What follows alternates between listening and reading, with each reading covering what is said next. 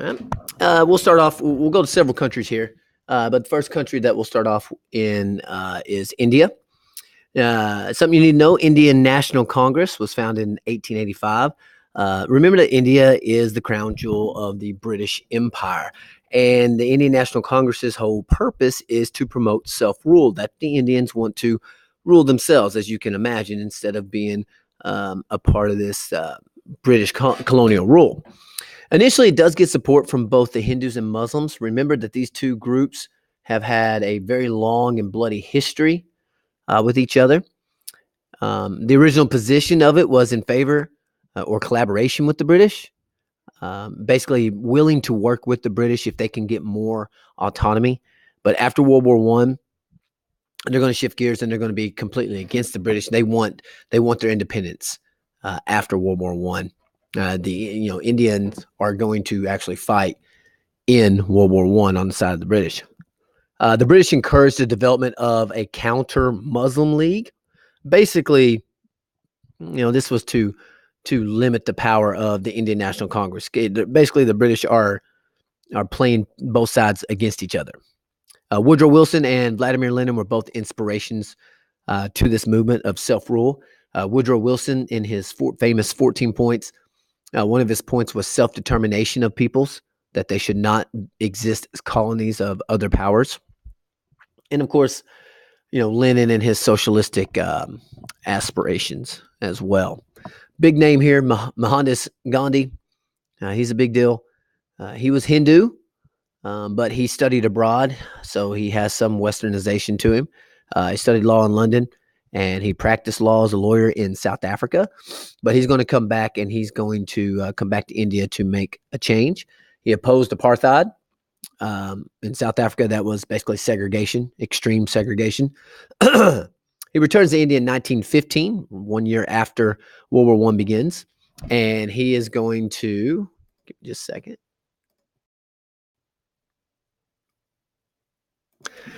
All right, so he returns to India in 1915, and he makes the Indian National Congress into basically this huge mass movement. He gets the title Mahatma, meaning great soul. So Mohandas K. Gandhi and Mahatma Gandhi are the same person. He opposes the caste system. He's against that rigid stratification of society. He wants Hindus and Muslims to work together because he feels like that's the only way they're going to be successful and have their own rule of their country, is if the two sides work together. And that was Gandhi in the picture back there, of course. Very important with Gandhi is that his vision, which is passive resistance. It's nonviolence, something called ahimsa. And that's really what he's turned the other cheek. All right. He's part of the non-cooperation movement. Basically just that they're not cooperating with the British, that they're going to get civil disobedience, that they're going to break laws that are unjust, but they're not going to do it with violence. Gandhi is very anti-violence. One of the more successful things that he does is lead people to boycott British institutions. And so instead of like buying British clothing, which is made of Indian cotton, they're going to make their own homespun stuff. And it's not going to be as nice, and you sacrifice a little bit, but it's hurting British pocketbooks. And that the economic boycott certainly gets the British attention. And a lot of this was happening because of the Amritsar massacre. You had almost 400 people, protesters, were killed. Another 1,200 were wounded when British soldiers fired upon them. So this really helped stiffen the resistance to British rule from the Indians. The Government of India Act, 1937. We're getting very close to World War II. This created an autonomous legislature, basically a group of lawmakers who run things. But 600 nominally sovereign princes refused to cooperate. So again, India works against India, and that's a big part of their problem as far as it comes to their own nationalism. Muslims are afraid. So the Muslims want their own rule, but the Muslims are the minority. So they're afraid that without the British, that the Hindus will turn on them and they will dominate them in society. Whereas the British kind of keep both of them down a little bit. They keep them from each other's throats. So British rule is actually kind of better for them. So you have this big divide in India between the Hindus and the Muslims. Muhammad Ali Jinnah, you need to know this man, basically the leader of the Muslim contingent. He supports something called partition. You need to know that. He basically wants this really thick northwestern region of India. He wants that to be partitioned and become its own state, something called Pakistan, which eventually will happen. And that the Muslims would move to Pakistan, and any Hindus in Pakistan would move into India, which is kind of a crazy idea when you think about it, but it is something that's going to happen. Okay, so that was India in a nutshell. Let's talk just a little bit about the Republic of China. The last time we were in China, we were talking about the downfall of the Ming Dynasty, which happens in 1911 due to revolution. And so this next period will be the story of China becoming communist. Sun Yat-sen proclaims the Republic of China in 1912, but as you can imagine, political anarchy follows. You have basically people just trying to grab power unto themselves. You get the rise of these independent warlords. It's almost like a war in states period again. We're going to move towards a civil war with these guys.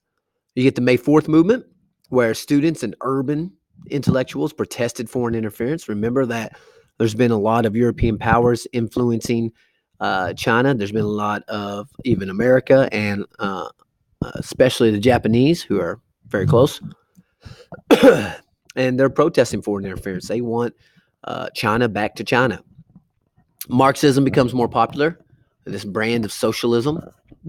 And the Chinese Communist Party becomes founded in Shanghai in 1921 under the leadership of Mao Zedong, a man you certainly need to know.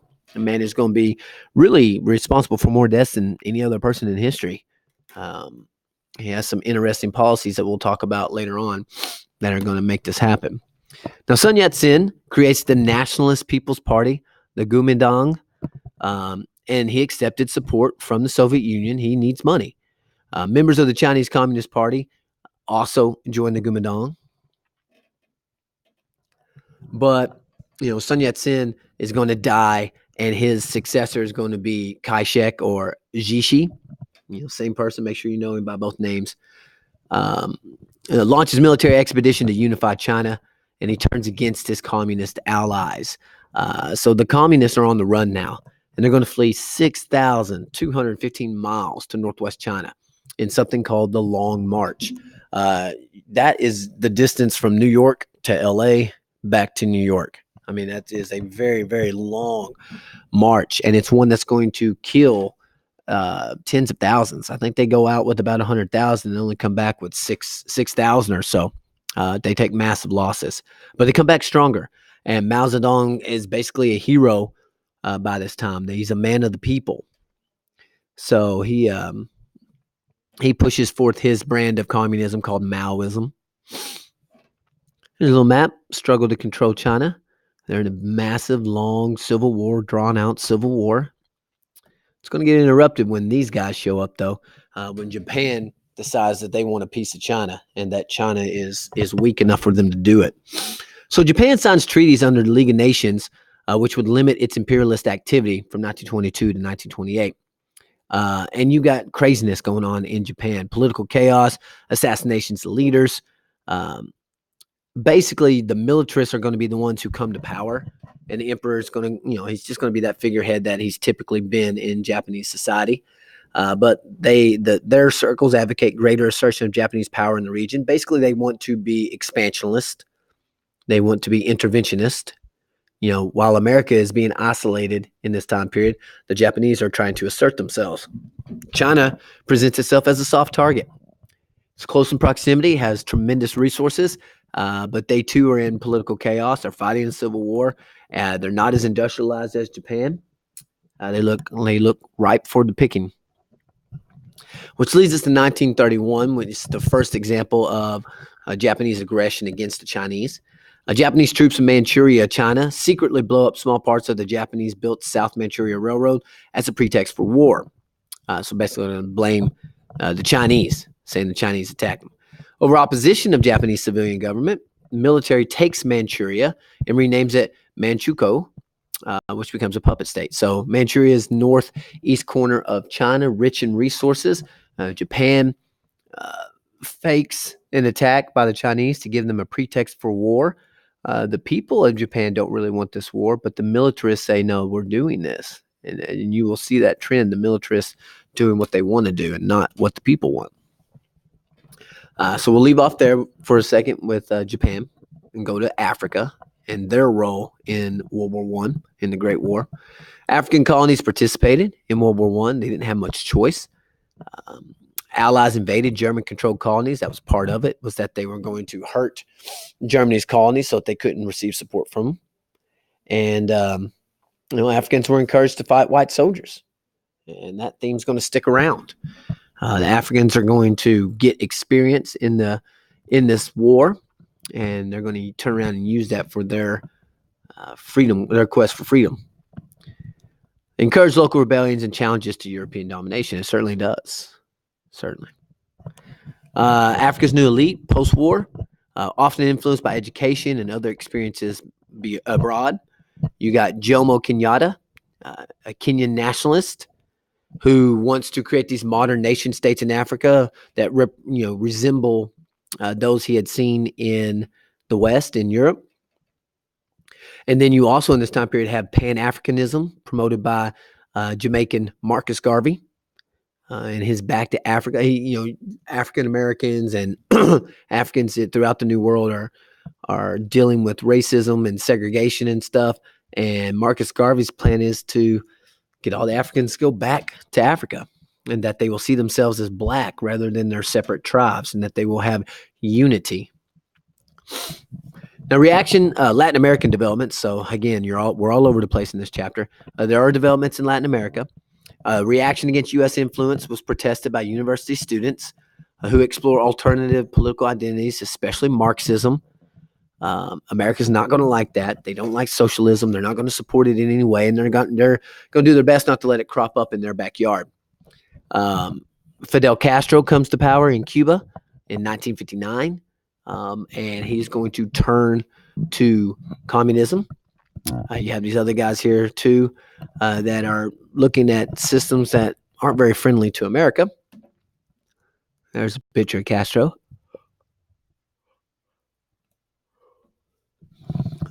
In this period, the United States continues its economic domination, and the Great War puts us in a superpower status. We get rich off the war. We don't lose any factories. We don't lose any bridges, no infrastructure whatsoever. So America's sitting pretty. And we have a lot of investment in Latin America, and we're exporting, with the exportation of raw materials. The U.S. economic neocolonialism under President William Howard Taft. And this is in our imperialism, our very brief imperialistic age.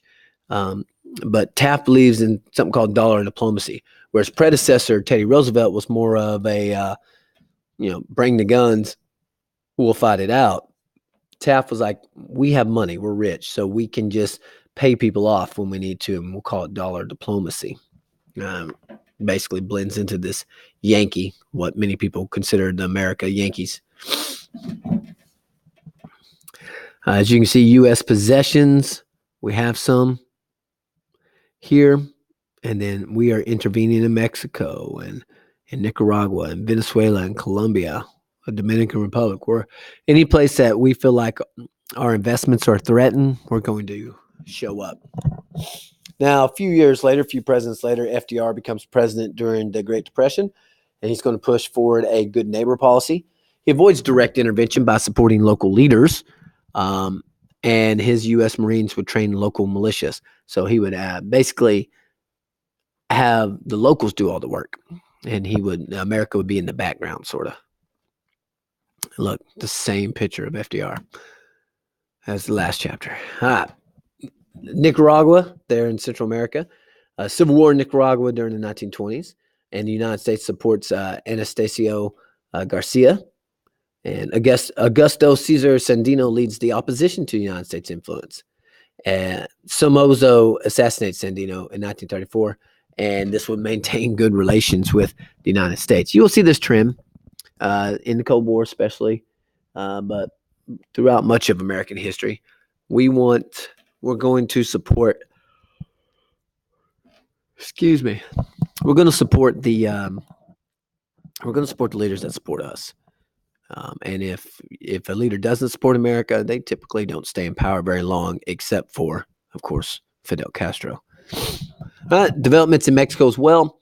The Roosevelt formally renounced intervention as per the Monroe Doctrine, and Lazario Cardenas nationalizes Mexican oil industry in 1938. And before that time period, it had been owned by United States and British interests. So Mexicans are trying to take control of their own government and their own things that they have. Roosevelt convinced the United States and British businesses to accept $24 million in compensation for this, even though they had initially sought $260 million. Because the United States wanted to retain support in Mexico with the war approaching. They don't want to have to deal with Mexico in their backyard while they're fighting in Europe. Also, they increased their dependence on Mexican immigrant labor. Mexican immigrants are going to come to America and be a very big deal. They're working on the railroads. They're working in agriculture especially. So there is a relationship here between Mexico and America. Okay.